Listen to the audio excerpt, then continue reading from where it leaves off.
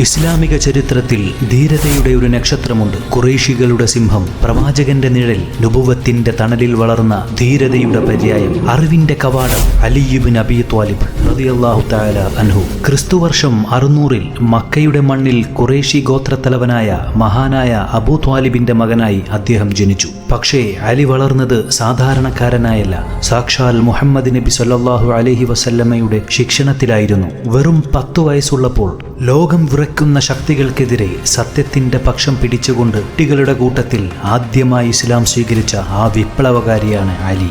ആവേശം കൊടുമുടി കയറുന്ന ആ രാത്രി പ്രവാചകനെ വധിക്കാൻ ശത്രുക്കൾ വീടുവളഞ്ഞു നിൽക്കുന്നു. ഓരോ സെക്കൻഡിലും മരണം വാതിലിനു പുറത്ത് കാത്തു നിൽക്കുമ്പോൾ ആർക്കാണ് സമാധാനത്തോടെ ഉറങ്ങാൻ കഴിയുക? പക്ഷേ അവിടെയാണ് അലിയുടെ ധീരത. പ്രവാചകനെ രക്ഷപ്പെടുത്താൻ വേണ്ടി ശത്രുക്കളുടെ വാൾമുനകൾക്ക് മുമ്പിൽ പ്രവാചകന്റെ വിരിപ്പിൽ അദ്ദേഹം കിടന്നു. മരണമേ, നിനക്ക് എന്നെ തൊടണമെങ്കിൽ എൻ്റെ ഉടമസ്ഥൻ അനുവദിക്കണം എന്ന് പ്രഖ്യാപിച്ച ധീരൻ മക്കക്കാർ സൂക്ഷിക്കാനേൽപ്പിച്ച മുതലുകൾ ഓരോന്നായി തിരികെ നൽകി ഒരു യഥാർത്ഥ പോരാളിയായി അദ്ദേഹം മദീനയിലേക്ക് നടന്നു കയറി. യുദ്ധക്കളത്തിൽ അലി ഇറങ്ങിയാൽ പിന്നെ അവിടെ ശത്രുക്കളുടെ ഗർജനമില്ല, അലിയുടെ വാളിന്റെ മിന്നൽ പിണരുകൾ മാത്രം. ഖൈബർ കോട്ടയുടെ പടുകൂറ്റൻ വാതിൽ തകർക്കാൻ കഴിയാതെ സൈന്യം പകച്ചു നിന്നപ്പോൾ പ്രവാചകൻ വിളിച്ചു, നാളെ അള്ളാഹുവിനും റസൂലിനും പ്രിയപ്പെട്ടവന് ഞാൻ പതാക നൽകും. പിറ്റേന്ന് ഒറ്റക്കൈ കൊണ്ട് ആ കോട്ടവാതിൽ പിഴുതെറിഞ്ഞ അലി യുദ്ധക്കളത്തിൽ ഒരു കൊടുങ്കാറ്റായിരുന്നു. തബൂക്ക് ഒഴികെ എല്ലാ യുദ്ധങ്ങളിലും പ്രവാചകന്റെ നിഴലായി അദ്ദേഹം പോരാടി.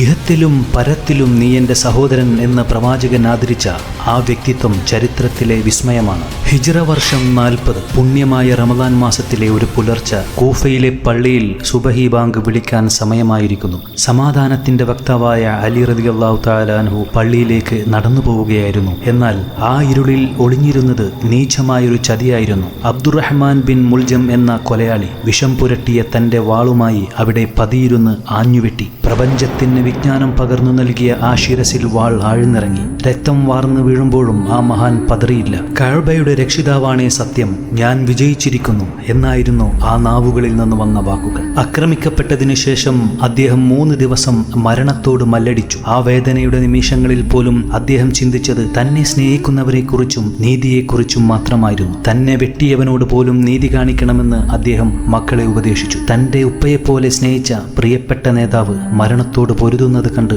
വിങ്ങിപ്പൊട്ടാത്ത ഒരു വിശ്വാസിയും അന്നവിടെ ഉണ്ടായിരുന്നില്ല. റമദാൻ 21-ാം രാവ് ലോകം സാക്ഷ്യം വഹിച്ച ഏറ്റവും വലിയ ആത്മീയ തേജസ്സുകളിൽ ഒന്ന് അന്ന് അണഞ്ഞുപോയി. ധീരതയുടെ സിംഹഗർജനം നിലച്ചു. അറിവിന്റെ കവാടം എന്നേക്കുമായി അടഞ്ഞു. എങ്കിലും നാം ആ വേദന ഇന്നും നെഞ്ചിലേറ്റുന്നു.